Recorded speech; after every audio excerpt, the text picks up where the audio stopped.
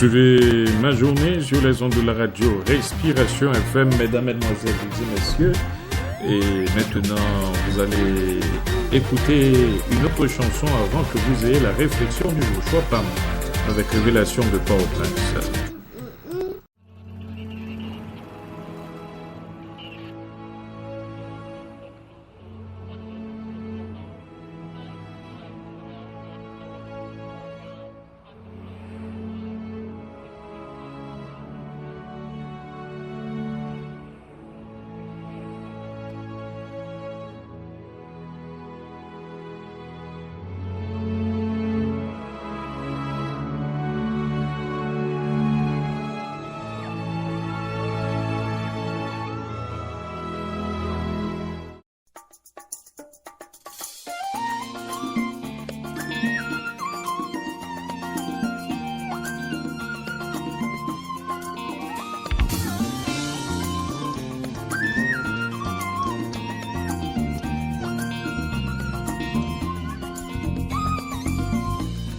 La société tendait, moi un message pour me faire passer.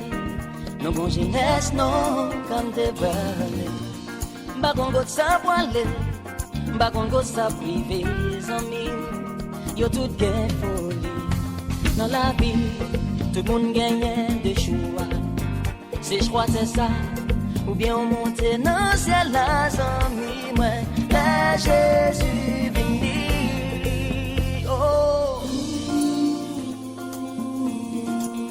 Non, non.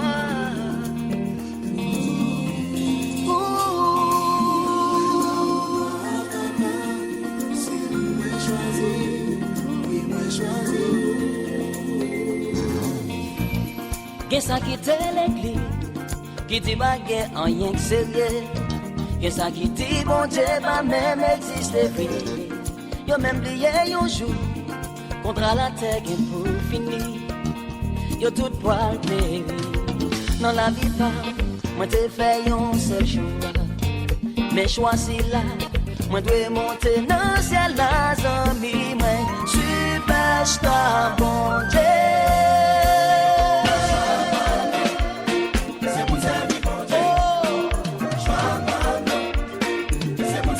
Son seul choix, moi te fait, pas de l'autre encore non. Son seul choix, moi gagner, ma famille bon Dieu.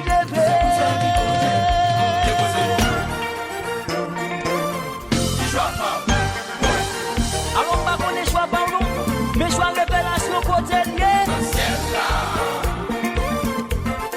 Jouer pour Mounio. Bien amoureux.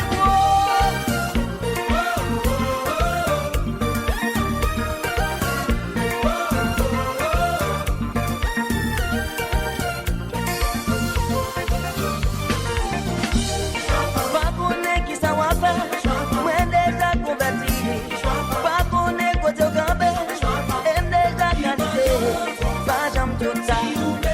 Mais si vous voulez choisir, moi pas contre qui ça va faire, pas prêter tout ça, pas connaître qui ça pense, moi-même m'a chanté pour plus, pas connaître côté au aller, destiné c'est pour monter, pas j'aime tout ça. Mais si vous voulez choisir, dites ça ou décidez, si vous voulez choisir. La tonne avec le bras ouvert, au monde capoté.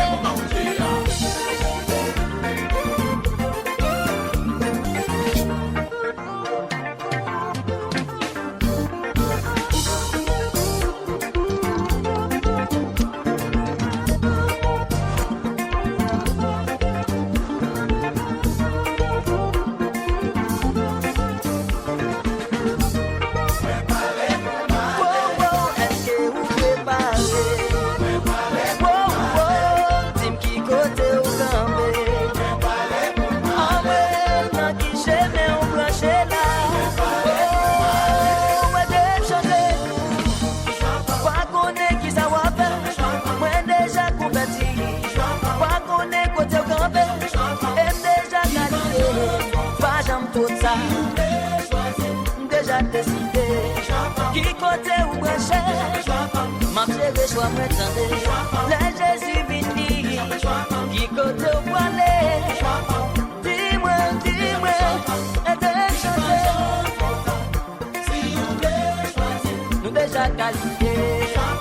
Alors, what's up, ça va faire? Si vous nous chantez, ramène-nous,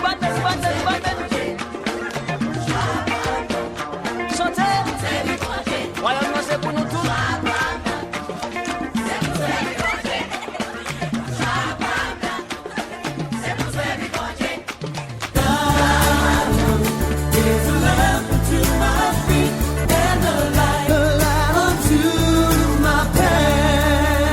Voici sa parole pour aujourd'hui. Jeudi 25 juillet. Problème de famille. Comment les régler? Toutes les familles de la terre seront bénies en toi. Genèse, chapitre 12, verset 3. Avant de pouvoir bénir toutes les familles de la terre, Abraham a dû commencer par sa propre famille.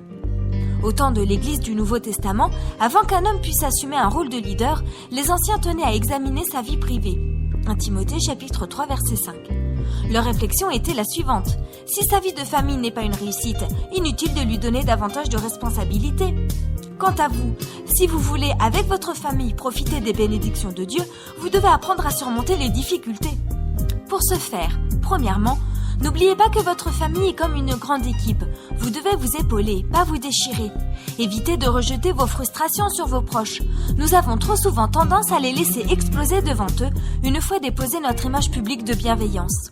Deuxièmement, avant de prononcer des paroles blessantes, réfléchissez. Rien n'est plus néfaste que de tirer des conclusions hâtives. Celui qui sait contrôler sa langue profitera d'une longue vie. Celui qui parle à tort et à travers court à la catastrophe. Proverbe chapitre 13 verset 3. Troisièmement, jugez avec sagesse. Envisagez toutes les options qui vous sont offertes afin de faire preuve de davantage d'objectivité. Si vous aviez à résoudre un problème professionnel, vous agiriez ainsi, n'est-ce pas? Alors pourquoi ne pas adopter la même stratégie lorsqu'il s'agit d'un problème familial? Quatrièmement, recherchez le côté positif de toute situation. Scott Peck a écrit « Les difficultés que nous devons affronter nous permettent de grandir en maturité spirituelle et morale. C'est en apprenant, non sans douleur, à les surmonter que nous avançons dans la vie, acquérant peu à peu force de caractère et sagesse. Même si la situation vous semble sans issue, il y a toujours une leçon positive à en tirer. Il suffit de la chercher. Cinquièmement, faites comprendre à vos proches que vous les aimez. Exprimez ce que vous ressentez, à condition de le faire sans les blesser. Votre famille doit être sûre que vous l'aimez. Si l'on se sent aimé, on peut affronter pratiquement n'importe quelle difficulté. Réfléchissez. Quand avez-vous le plus besoin de l'amour de Dieu? Lorsque vous le méritez le moins? Alors, prenez exemple sur lui.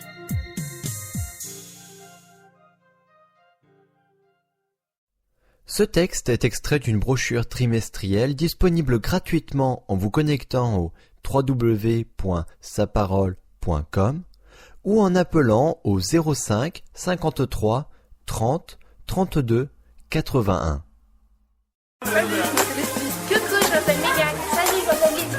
Salut, moi c'est Salut, moi c'est Voilà pourquoi je suis libre, je suis libre, je suis libre. Voilà pourquoi moi je brille, moi je brille, moi je brille. Voilà pourquoi je shine. Voilà pourquoi je shine.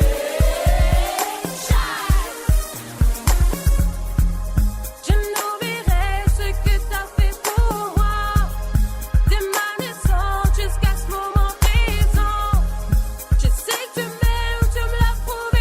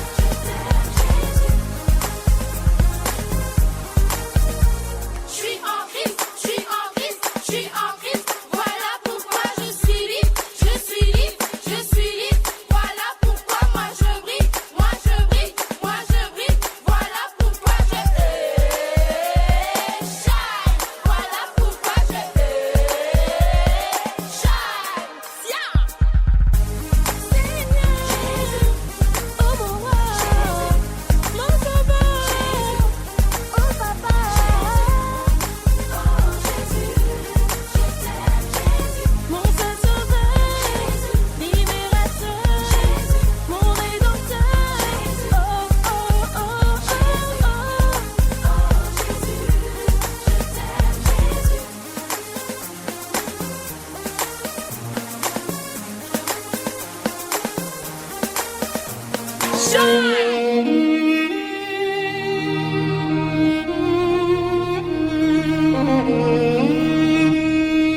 connais les projets que j'ai formés sur vous, dit l'Éternel. Projet de paix et non de malheur.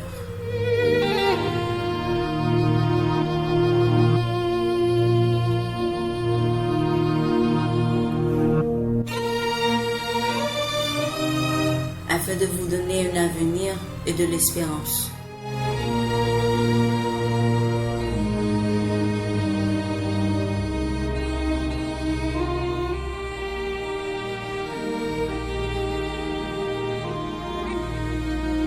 Vous écoutez Radio Respiration FM.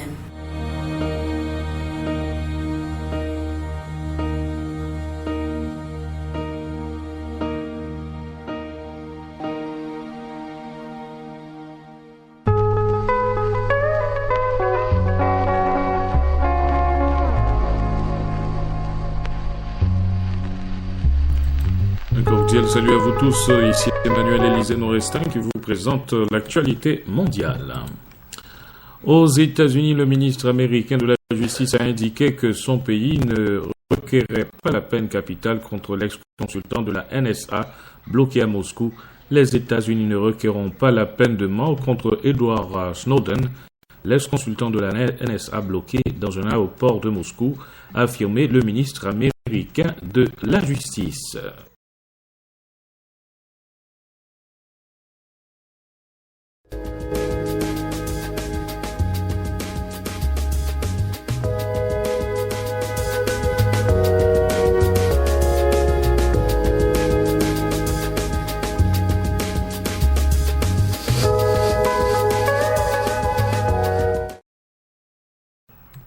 Autre information sur les ondes de la radio Respiration FM en Haïti, les responsables de l'initiative des organisations religieuses et morales INOM ont dressé un bilan positif de la marche pacifique contre la légalisation du mariage homosexuel en Haïti.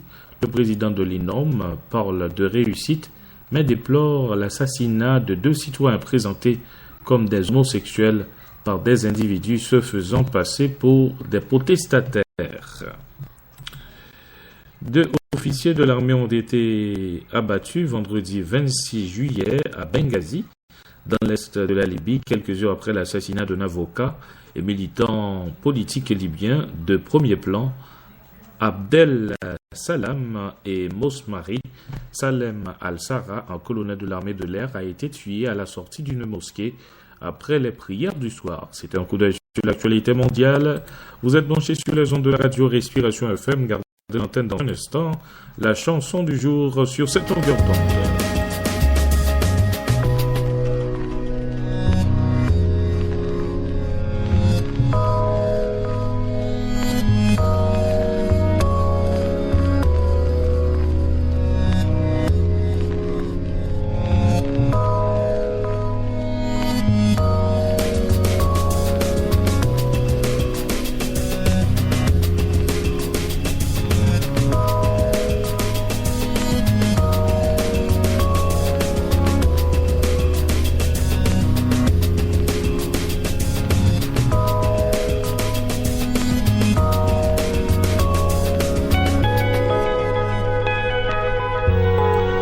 Une chanson qui nous invite, mesdames, mesdemoiselles et messieurs, à bousculer le complexe d'infériorité. Croix en 3, avec la voix de Daddy sur les ondes de la radio Respiration FM, votre station de prédilection. Bougez votre corps avec une bouffée d'oxygène.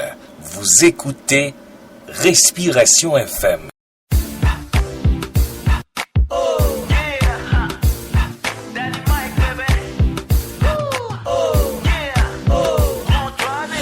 Rêve de fou et je ferai tout ce que je peux pour aller jusqu'au bout. Je suis trop pressé, parfois oppressé par ceux qui pensent que je suis insensé. Ils sont pour parler, crier leurs pensées.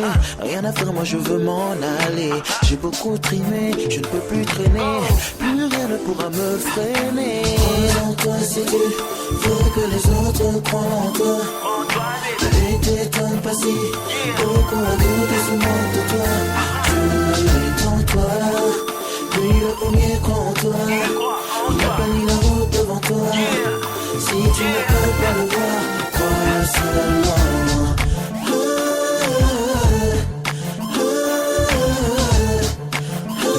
Si tu ne peux pas le voir, crois seulement. Plus fort que moi, tu sais. Non, je ne pourrais m'en passer.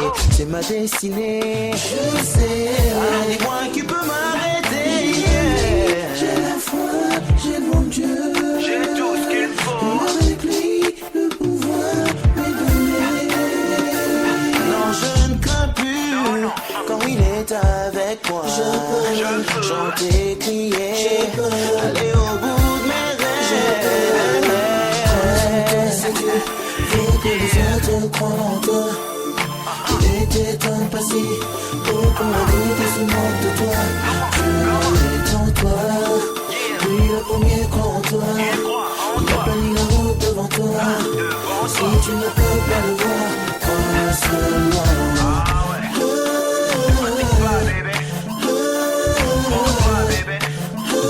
Si tu ne peux pas le voir, crois seulement. Ok. Même si la vie te donne de coups, même si sur la route tu te fatigues, mon frère, ma soeur, n'abandonne jamais ton rêve, ok? Parce que tu peux le faire. Tu as tout ce qu'il faut en toi pour réussir, yo. Ok. Allez, go, go, go, woo. Prends-toi, lady. Prends-toi, bonhomme. Prends-toi, papa. Prends-toi, maman. Tout le monde. Get up, stand up, get up, stand up, get up, get up, stand up, get up, Stand up, yo. get up, stand up, get up, get up, get up, stand up, get up, get up, stand up, get up. Alors faut savoir que si tu veux réussir dans la vie, mon frère, ma soeur, c'est pas en dormant, dans des grasses matinées, tu vois comment ça se passe. Quand tu te lèves tôt, mon frère, la vie appartient à ceux qui se lèvent tôt. Ok, respecte tes heures de sommeil, mais sache que la vie appartient à ceux qui se lèvent tôt. C'est sur les ondes de la radio Respiration FM. Maintenant, c'est l'heure d'écouter à travers la Bible dans la langue de Voltaire. Gardez l'antenne. Vous suivez Radio Respiration FM, votre station de prédilection.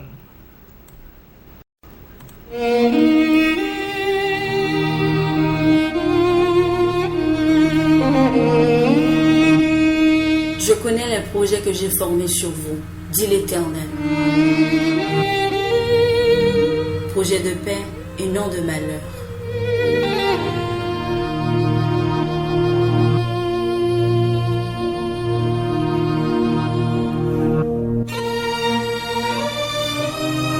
Afin de vous donner un avenir et de l'espérance.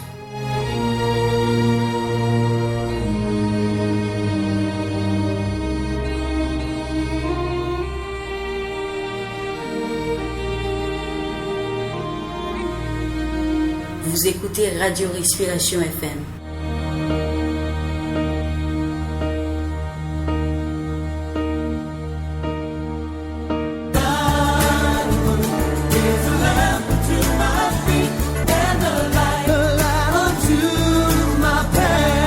Toutes les nations furent à un moment donné de leur histoire dirigées par un roi, un pharaon ou un empereur qui était le représentant d'une dynastie régnante.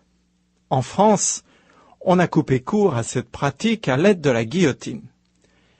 Israël est un cas particulier parce qu'au tout début de son histoire, c'était une théocratie, c'est-à-dire que l'Éternel Dieu lui-même en était le chef. Et puis éventuellement, l'état spirituel de ce peuple a dégénéré et les Hébreux ont voulu une royauté humaine. C'est ce qui est raconté dans 2 livres qui ont pour titre Les rois. À l'origine, ces 2 ouvrages formaient ensemble le 2e tome d'une série de 3 livres historiques de l'Ancien Testament. Samuel, les rois et les chroniques. Les traducteurs de la Septante, c'est-à-dire la version grecque de l'Ancien Testament, ont divisé chacun de ces 3 ouvrages en 2 parties pour aider le lecteur à s'y retrouver plus facilement. Dans la Septante, donc, 1 et 2 règnes sont les 2 livres de Samuel, tandis que 3 et 4 règnes sont les livres des rois, que je vais couvrir à présent. Ceux-ci sont ainsi nommés parce qu'ils rapportent les règnes des rois d'Israël et de Juda après David et jusqu'à la destruction des 2 royaumes. La coupure entre les 2 volumes est très arbitraire puisque elle scinde le règne d'un roi et le cycle d'un prophète en 2. Les histoires rapportées dans ces 2 livres sont la continuation des récits de Samuel. Le premier relate la fin du règne de David en reprenant et achevant le récit mouvementé de sa succession et la venue au pouvoir de son fils Salomon. Le deuxième livre des rois raconte l'histoire de la nation d'Israël scindée en 2 royaumes. Celui du nord, constitué de 10 tribus, et celui de Juda, situé au sud. L'auteur présente les règnes des rois d'Israël et de Juda en alternance. L'histoire des 2 prophètes Élie et Élisée, qui ont exercé leur ministère dans le royaume du nord, est également racontée en parallèle à celle des rois. La dernière partie du second livre relate les règnes des rois du royaume de Juda jusqu'à sa destruction et se termine sur la notification du retour en grâce d'un de ces derniers rois qui est alors en exil à Babylone. Les livres des rois couvrent une période qui va de 972 à 562 avant Jésus-Christ. Les rois ont été rédigés pendant l'exil et peut-être en même temps que les 2 livres de Samuel comme un ensemble racontant l'histoire de la monarchie israélite, de son début avec le premier roi Saül jusqu'à la fin du royaume de Juda. L'auteur a utilisé des écrits antérieurs à l'exil et même inséré dans son œuvre des documents entiers, comme les récits concernant les 2 prophètes Élie et Élisée par exemple. C'est ce qui explique pourquoi on trouve certaines notes indiquant que tel ou tel état de fait a perduré jusqu'à ce jour, alors que ce n'était plus vrai au moment de l'exil. Certains prophètes jouèrent un rôle important à la cour des rois et ont constitué au fil des siècles une collection racontant l'histoire de la monarchie israélite qui s'appelle les Archives royales. Le rédacteur final y a certainement puisé sa source première. On sait par exemple que les chapitres 18 à 20 du second livre des rois ont été empruntés aux écrits du prophète Ésaïe. Mais malgré l'utilisation de matériaux préexistants, l'auteur ne s'est pas contenté d'un simple travail d'édition. Il a élaboré une œuvre cohérente dans sa forme, ses thèmes et sa théologie, qui répondait aux interrogations de ses contemporains. En effet, lorsque ces livres sont rédigés, les 2 royaumes d'Israël ont été rayés de la carte. Or, les habitants de Juda croyaient que jamais l'Éternel ne laisserait l'ennemi détruire Jérusalem et son temple. Et pourtant, malgré la promesse inconditionnelle faite par Dieu à David concernant sa dynastie, il n'y a plus de royaume. Bien que l'Éternel ait choisi Jérusalem pour y résider, elle est en ruine. La question que se posent les Israélites exilés est donc, Dieu a-t-il failli à ses promesses? L'auteur les rappelle à 3 reprises, ces promesses. Et chaque fois, il écrit que leur accomplissement dépend de la fidélité des descendants de David à l'Éternel. Toute l'histoire des rois des 2 monarchies illustre la mise à exécution des sanctions prévues par la loi en cas de désobéissance. L'exil en particulier est la conséquence de l'infidélité persistante d'Israël à l'alliance que l'Éternel a conclue avec la nation.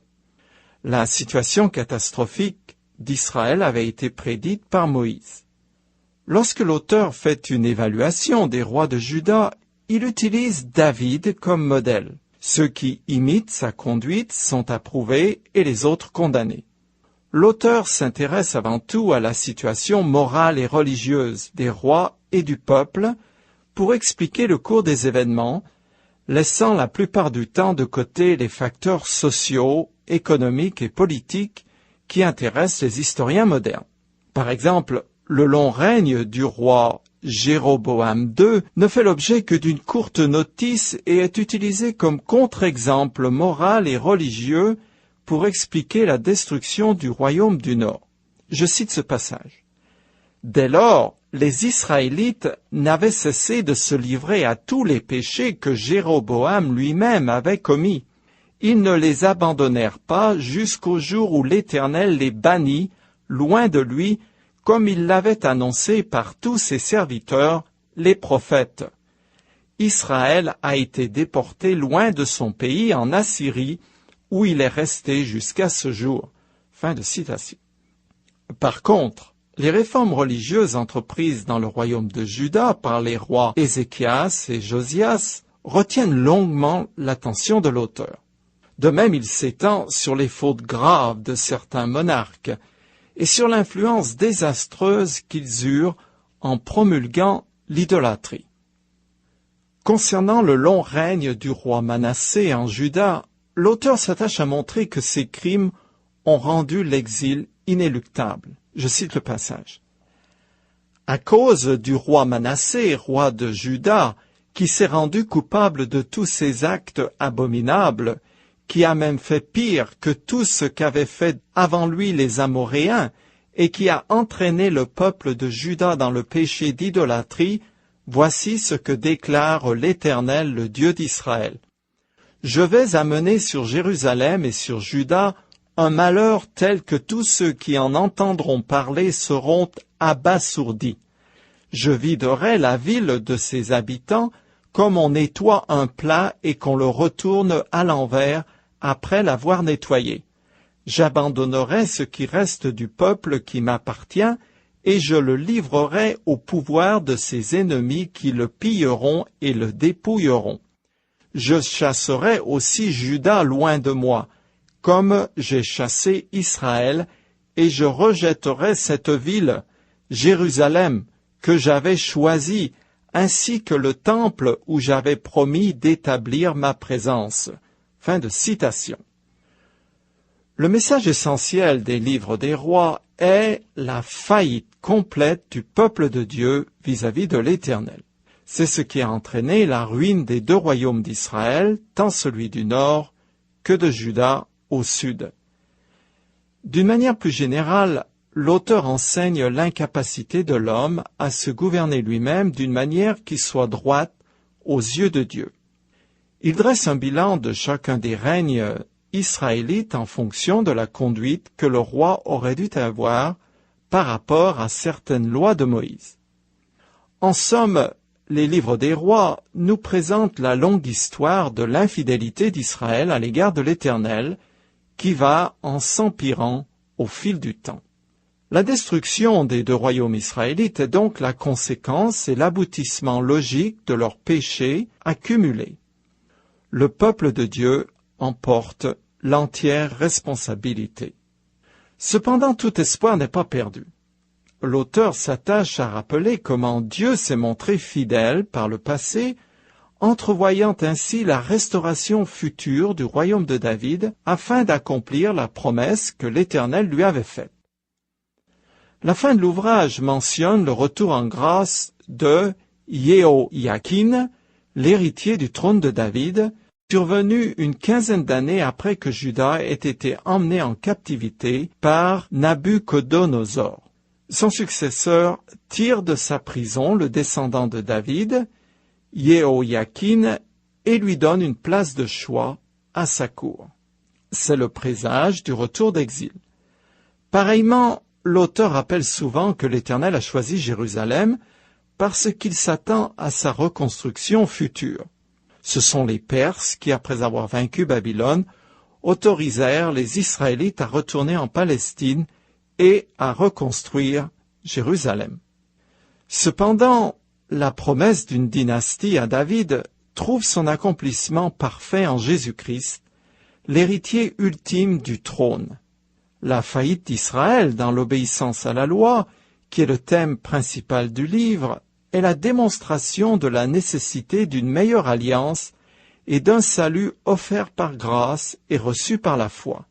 Les livres des rois font partie des textes sacrés dont le but est de nous conduire à Jésus-Christ. Je commence à lire le premier livre des rois. Le roi David était très âgé. On avait beau l'envelopper de couvertures, il n'arrivait plus à se réchauffer. Ses familiers lui proposèrent de lui rechercher une jeune fille vierge qui soit à son service et le soigne. « Elle dormira dans tes bras, lui dirent-ils. Ainsi, mon seigneur le roi se réchauffera. » On chercha dans tout le territoire d'Israël une belle jeune fille, et l'on trouva Abishag, la Sunamite, que l'on fit venir auprès du roi. Cette jeune fille était vraiment très belle. Elle prit soin du roi et se mit à son service. Mais le roi n'eut pas de relation conjugale avec elle. Versets 1 à 4. David était devenu roi à 30 ans et avait régné 40 ans. On apprend plus loin qu'il était presque constamment alité. Vieillard et partiellement infirme, il ne lui reste guère de temps à vivre. Alors, une belle jeune fille, dynamique et souriante à son service, jour et nuit, était exactement ce qu'il lui fallait pour l'égayer et lui réchauffer à la fois le cœur et le corps. C'était en fait la pratique médicale de l'époque, et cela jusque dans le Moyen-Âge. Cette femme venait de la ville de Sunem, à 80 km au nord de Jérusalem. Je continue. À cette époque, Adoniya, fils de David, exprimait son ambition en prétendant « C'est moi qui régnerai ». Il se procura un char, des chevaux et 50 hommes qui couraient devant son char. Jamais, sa vie durant, son père ne l'avait réprimandé ou ne lui avait dit « Pourquoi fais-tu cela ?» En outre, Adoniya était un très beau jeune homme et il était né après Absalom. Versets 5 à 6. Ce quatrième fils de David a environ 35 ans. Ses frères, Absalom et Amnon, ont été tués. Quant à Kiléab, le troisième fils, les livres de Samuel n'en parlent pas, ce qui laisse supposer qu'il est mort prématurément. Adoniya est un gosse pourri qui n'a jamais été discipliné par un père désengagé de l'éducation de ses enfants et qui lui passait tous ses caprices. Comme fils du roi, il fait comme bon lui semble, quand il veut. Ce blanc-bec présomptueux décide donc de s'imposer comme le successeur au trône sans consulter le roi. C'est la deuxième fois qu'un fils de David cherche à usurper le pouvoir. Je continue en compressant. Il entra en pourparlers avec le général Joab et avec le prêtre Abiatar, et ceux-ci se rallièrent à son parti. Par contre, ni le prêtre Tsadok, ni Benayahu, ni le prophète Nathan, ni les soldats de la garde personnelle de David ne prirent son parti. Versets 7 à 8. Ça sent le complot à plein nez. Les hauts fonctionnaires du roi sont divisés. Joab était un soldat courageux et un excellent stratège. Il a toujours été loyal envers David, mais leur relation s'était passablement détériorée. Arriviste jusqu'au bout des ongles, il voit dans cette coalition avec Adoniya une occasion en or de consolider sa place de commandant en chef de l'armée d'Israël. Benayahu commandait la garde personnelle du roi. Il était aussi le chef des mercenaires appelés les Kérétiens et les Pélétiens. Il sera nommé à la tête de l'armée par le roi Salomon. Je continue en compressant. Un jour, Adoniya offrit des sacrifices de moutons, de bœufs et de veaux engraissés. Il y invita tous ses frères, fils du roi, et tous les hommes importants de Juda qui étaient au service du roi. Mais il n'invita pas le prophète Nathan, ni Benayahu, ni les gardes personnels du roi, ni son demi-frère Salomon. Alors Nathan alla trouver Bathsheba, la mère de Salomon, et lui dit « As-tu entendu qu'Adoniya est en train de se faire proclamer roi sans que notre seigneur David le sache ? Eh bien, écoute, laisse-moi te donner un conseil qui pourra te sauver la vie ainsi qu'à ton fils Salomon. va immédiatement trouver le roi David et demande-lui, « Ô roi, mon Seigneur, ne m'as-tu pas promis avec serment que mon fils Salomon régnerait après toi et que c'est lui qui siégerait sur ton trône? Alors pourquoi donc Adoniya est-il devenu roi? » Puis Nathan ajouta, « Pendant que tu parleras ainsi avec le roi, j'entrerai à mon tour et je compléterai ce que tu auras dit. » Versets 9 à 14. Les tractations pour le pouvoir vont bon train. Nathan, un prophète influent à la cour de David, connaît la volonté divine concernant Salomon. Alors il prend les choses en main car il faut agir vite et sortir le vieux roi sénile de sa torpeur. À cette époque, il était courant qu'un nouveau monarque élimine tous les prétendants légitimes au trône et leurs familles pour s'assurer le pouvoir. Adoniya ne manquera pas de respecter la coutume et ce sera la grande purge. Salomon, sa mère, Nathan et beaucoup d'autres passeront de vie à trépas sur ordre du nouveau roi. Je continue en compressant. Bathsheba se rendit dans la chambre du roi. Elle s'inclina jusqu'à terre et s'agenouilla devant le roi. « Mon Seigneur, tu as promis à ta servante par un serment au nom de l'Éternel ton Dieu que ton fils Salomon régnerait après toi et qu'il siégerait sur ton trône. Voici maintenant qu'Adoniya s'est fait roi à l'insu de mon Seigneur le roi. Pourtant, c'est vers le roi mon Seigneur que tout Israël regarde pour que tu déclares à ton peuple qui succédera à mon Seigneur le roi sur le trône. » Pendant qu'elle parlait encore avec le roi, le prophète Nathan arriva. Il entra en présence du roi et se prosterna devant lui le visage contre terre. Puis il dit, « Ô roi mon Seigneur, est-ce toi qui as décidé qu'Adoniya régnerait après toi et qu'il siégerait sur ton trône? » Il a invité tous les fils du roi, les chefs de l'armée et le prêtre Abiatar. Ils sont en train de manger et de boire avec lui en criant « Vive le roi Adoniya !» Est-il possible qu'une telle chose se fasse par ordre de mon Seigneur le roi sans que tu aies fait connaître à ton serviteur quel est celui qui succédera à mon Seigneur le roi sur le trône? Versets 15 à 27.